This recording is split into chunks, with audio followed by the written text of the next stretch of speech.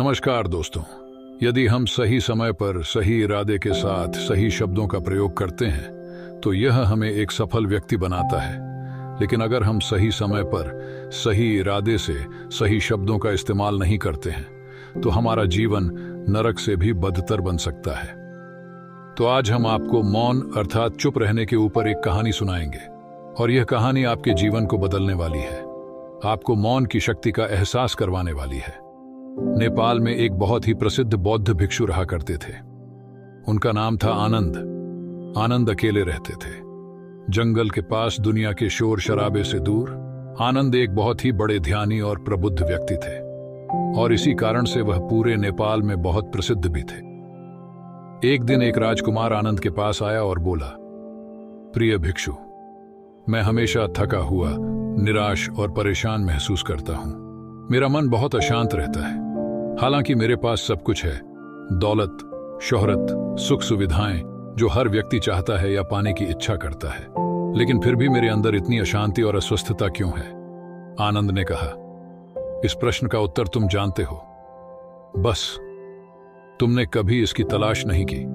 आनंद ने आगे कहा, मैं एक प्रयोग करना चाहता हूं, क्या तुम करना चाहोगे? इस प्रयोग के बाद तुम्हारे जीवन में किसी भी तरह की अशांति और चिंता नहीं रहेगी। यह सब सुनकर राजकुमार बहुत हैरान हुआ। उसने आनंद से कहा, बताइए मुझे करना क्या है?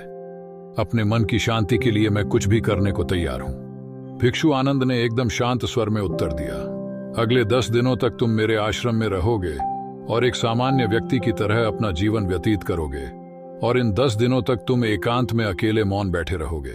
जितना हो सके कम बोलोगे। राजकुमार भिक्षु की बात से सहमत हो गया। पहले दिन राजकुमार को लगा कि उसका मन सामान्य से अधिक अशांत और विचलित है। उसके मन में तरह तरह के प्रश्न उठ रहे थे और वह आम लोगों की तरह जीवन जीने में असहज महसूस कर रहा था। उसके अंदर से बोलने की प्रबल इच्छा उठ रही थी, लेकिन वह मौन रहा। उसके मुंह से कुछ नहीं निकला, एक शब्द भी नहीं। वह चुपचाप बैठा रहा। लेकिन रात होते होते उसे अंदर ही अंदर शांति का अनुभव होने लगा। उसके लिए यह अनुभव अजीब था। वह खुद से पूछ रहा था कि वह अंदर ही अंदर खुशी क्यों महसूस कर रहा है और उसकी बेचैनी और चिंता कम क्यों होने लगी है। अगले दिन राजकुमार एकांत में चुपचाप बैठा प्रकृति को निहार रहा था। पौधों को, फूलों को, आकाश में उड़ रहे पक्षियों को वह देखने के साथ साथ जीवन में पहली बार महसूस भी कर रहा था कि उसके आसपास की प्रकृति कितनी अद्भुत है। वह दिन भर प्रकृति की सुंदरता को देखता और उसकी शांति को महसूस करता रहा। इस तरह से एक हफ्ता बीत गया और अब तक उसके मन की सारी बेचैनी, सारी हलचल, उथल पुथल और सारा तनाव एकदम गायब हो गया था। 8वें दिन की सुबह राजकुमार फिर से एकांत में बैठ गया और कुछ ही मिनटों में उसकी आंखें अपने आप बंद हो गईं और वह गहरे ध्यान में चला गया। वह पूरे दिन वहीं आंखें बंद किए बैठा रहा और गहरे ध्यान में डूबता चला गया। ना कोई शब्द, ना कोई चिंता। राजकुमार भीतर से असीम शांति और आनंद से भर गया। अपने बाकी के 2 दिन इसी तरह गहरे ध्यान में व्यतीत करने के बाद 11वें दिन आनंद के सामने प्रस्तुत हुआ और आनंद को प्रणाम करके बोला, प्रिय भिक्षु, मुझे उत्तर मिल गया कि मेरे मन में इतनी उथल पुथल और चिंता क्यों थी। मैं जान गया कि मेरा मन इतना अशांत और विचलित क्यों था। आनंद ने मुस्कुराते हुए पूछा, बताओ क्या उत्तर मिला तुम्हें? राजकुमार ने कहा, मैं आवश्यकता से अधिक बातें करता था। मैं किसी पर भी अपने शब्द और ऊर्जा व्यर्थ करता था। मैं दिन भर लोगों से फालतू की बात करता रहता और फिर उन्हीं के बारे में अकेले में सोचता रहता और ज्यादातर समय नकारात्मक ही सोचता रहता था। इस तरह मैं बस अपना समय बर्बाद कर रहा था। ज्यादा बोलने और नकारात्मक सोचने की वजह से मेरा मन अशांत और बेचैन हो गया और इस वजह से मैं किसी भी चीज पर ठीक से काम नहीं कर पा रहा था, जिससे मैं लगभग हर काम में असफल होने लगा और फिर लगातार मिलने वाली असफलताओं की वजह से मैं और भी उदास और चिड़चिड़ा हो गया और इसने मेरे जीवन को नष्ट कर दिया। लेकिन यह 10 दिन पूरी तरह से अलग थे। अब मुझे ऐसा लग रहा है कि मैं अपना जीवन पूरी तरह से जी रहा हूं, लेकिन इससे पहले मैं अपना जीवन गलत तरीके से जी रहा था और मैंने यह भी सीखा कि हमें सिर्फ ध्यान करने की जरूरत नहीं है। ध्यान अपने आप होता है जब हम स्थिर, शांत और मौन होते हैं।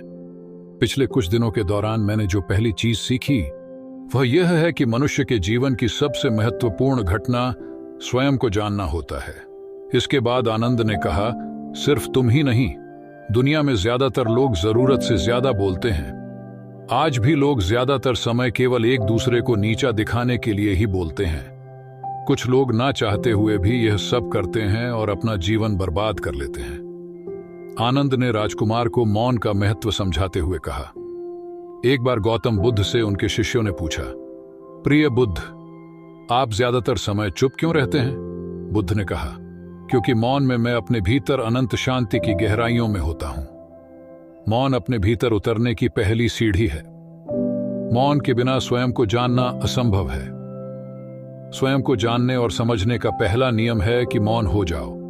उतना ही बोलो जितना अत्यंत आवश्यक हो। जिसके बिना चल जाता हो उसे छोड़ दो, उसे मत बोलो। और तुम अचानक पाओगे कि 90% से ज्यादा तो व्यर्थ का है ना। बोलते तो कोई नुकसान ना था, बोल के ही गलती कर दी।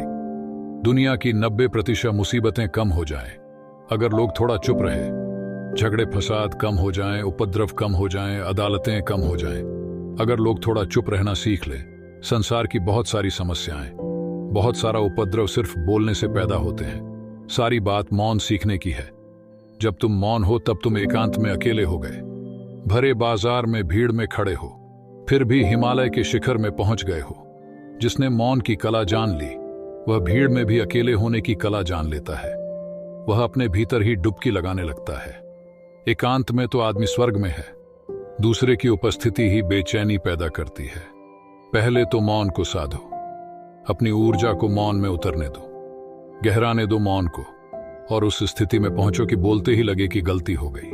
जब दूसरों की मौजूदगी से तुम परेशान हो जाओ तो उचित है कि आंख बंद कर लो और अपने में खो जाओ। वहां से पाओगे ताजगी, क्योंकि तुम्हारे जीवन का स्रोत वहीं छिपा है।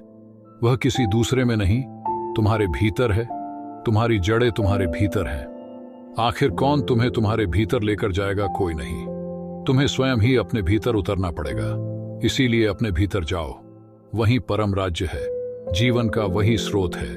वहीं से जन्म हुआ है। वहीं मौत में डूब जाओगे। वहीं तुम्हारा सूर्य उगा है। वहीं से अस्त होगा। उसमें बार बार डुबकी लो। जब भी तुम डुबकी लगाकर लौटोगे वहां से तुम पाओगे ताजे जीवन की नई संपदा। फिर नई शक्ति का जन्म हुआ। थकान गई, उदासी गई, चिंता गई। जैसे कोई स्नान करके लौटता है तो शरीर शीतल हो जाता है, शांत हो जाता है। ऐसे ही जब कोई भीतर से होकर वापस आता है, मौन में मन स्नान करके लौटता है, तो समस्त अस्तित्व, समस्त व्यक्तित्व शांत और मौन हो जाता है, आनंदित हो जाता है। जब तुम आंतरिक मौन की उस पराकाष्ठा पर पहुंच जाओगे तब तुम पाओगे कि बोलने से भी तुम्हारा मौन खंडित नहीं होता, वह बना ही रहता है।